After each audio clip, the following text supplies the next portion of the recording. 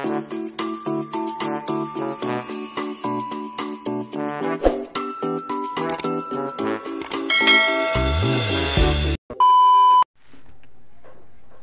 adlaw sa tanan. Good day everyone. Have a blessed Tuesday ngayon. Maliwanag, mainit kasi yung panahon natin ngayon, guys. Palagi lang mag-ambon-ambon yung sigdagom-dagom. Hindi matuloy yung ulan. Aliwalas yung panahon. Magluto tayo ng tanghalian, guys. Magulay na naman tayo. Gulay tayo ng guys, ginataang gulay. Mayroon tayong upo, kalabasa, at saka lagay din ako ng kunting sitaw. And then may sariwang talong galing sa kabilang purok namin, purok doon sa Siete. Mayroong naglako ng talong. Bili din ako ng 1 kilo. So sari-sari yung ating ngayon, guys, lulutuing gulay. Mayroon ding okra. Syempre di mawawala yung talbos ng kamote. Yan, talbos ng kamote.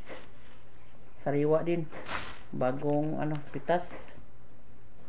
Magulay tayo at sangkapan natin ng piniritong isda. Piniritong isda.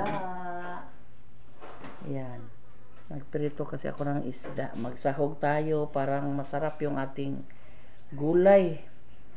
And then may gata pa naman. Simulan na tayo. Tapos na akong kasasaing ng kanin, guys. Masarap ang kain kapag mainit yung sabaw. So kasi may tayo ngayon, may nagpapanday pa tayo ngayon, guys. 2 tao, mga pinsan ko din, yung mga nila, mga asawa nila. So patuloy pa din tayo sa ating project na bodega, sa ating palay, preparation sa anihan. Parang hindi na tayo maabala dito sa kusina, yung ating palay. May lalagyan na tayo sa ating grasya na palay, guys. Kuhon. Sana dami tayong abot or maani. Huwag na sadangan mga insekto. Sa ngayon, guys, wala pa kami wala pa yung nag-araro kasi yung tubig, ulan, hindi pa kasya sa paggawa ng punla. Minsan lang talaga yung ulan. Palagi lang nag-ambon-ambon yung kalangitan, guys. Hindi matuloy yung ulan. Wala pa naman kaming irrigation dito. So lang kami sa ulan. Ang tawag dyan, nagsalig lang sa uwan, guys, ba. Wala pa may kadaro. Hindi pa namin araro yung mga palayan. Nagpagawa na lang muna kami ng bodega para sa humay, kasi nahalin yung nabenta yung mga biik ni Done. So ganun talaga si Done, guys, pag may alaga ilaan niya sa project. May ipa-project siya sa halin sa baboy. Konti lang, pero at least may simulan. Yung budget lang natin yung pagkakasyahin. Kasi mayroon pa tayong estudyante. Graduating si Atila ngayon, guys. So pag-graduate lang muna natin si Atila. ano na mag-anam nagkadako ang ano guys, bayron nun. Mayroon pa siyang ano, manghingi sa akin ng, mayroon daw silang ano uniform sa OJT. 3 klase ng uniform. Paano na? Magawan lang natin ang paraan guys. Hindi pa man sa ngayon pero nagsabi na yung kanilang teacher na magpagawa ng 3 klase ng 3 klaseng uniform sa kanilang business.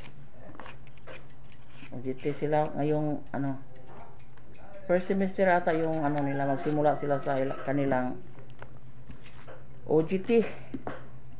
So yan na lang nga yung ating pangitaan ng paraan para sa uniform. Maawa ang Diyos natin guys,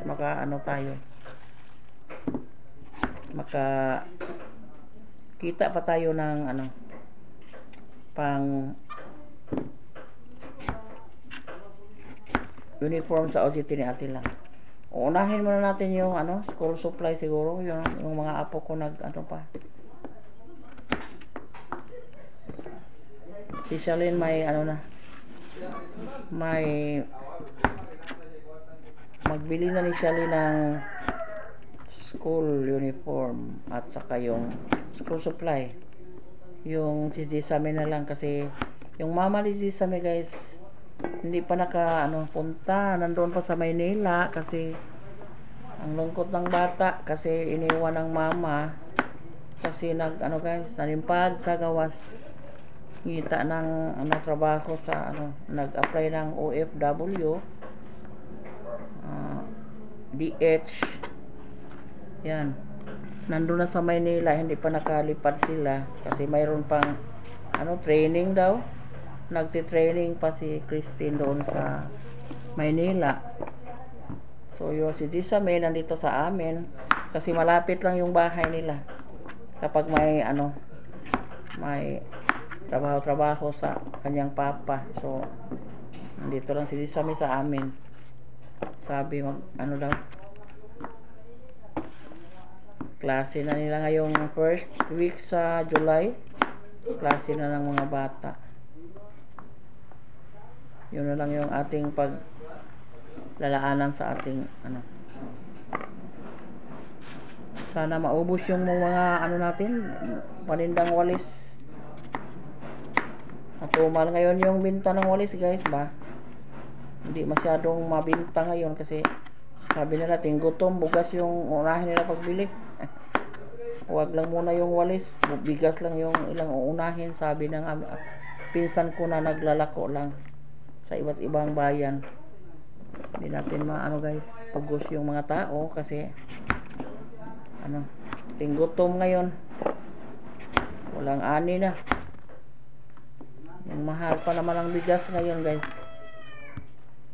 So maawa lang yung Panginoon sa atin guys, basta palagi lang tayong manalangin sa Kanya na bigyan tayo ng malakas na katawan para tayo makapagtrabaho araw-araw, makapangita ng paraan parang mabuhay. Yan. Nandito na yung ating gulay na ginataan. Nandito na yung lahat. Yung ating sangkap, yung okra, yung talbos, yung pinirito nandoon na. Sarap kasi guys, kasi espeso yung ating tuno or gata.